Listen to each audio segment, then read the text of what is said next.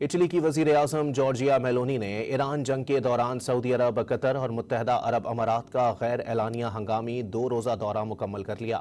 ایران جنگ کے دوران کسی بھی یورپی رہنما کا یہ مشرق وسطیٰ کا پہلا دورہ تھا۔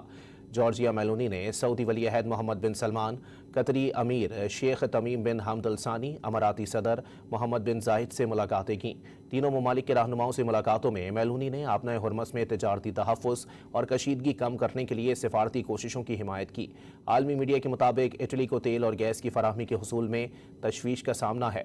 جارجیا میلونی کا یہ دورہ اٹلی کی توانائی سیکیورٹی کے تحفظ کے لیے نہایت اہم تھا۔ اٹلی کی وزیر اعظم جارجیا میلونی نے ایران جنگ کے دوران سعودی عرب، قطر اور متحدہ عرب امارات کا غیر اعلانیہ ہنگامی 2 روزہ دورہ مکمل کر لیا۔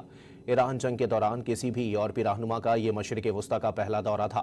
جارجیا میلونی نے سعودی ولی عہد محمد بن سلمان، قطری امیر شیخ تمیم بن حمد الثانی، اماراتی صدر محمد بن زاید سے ملاقاتیں کیں۔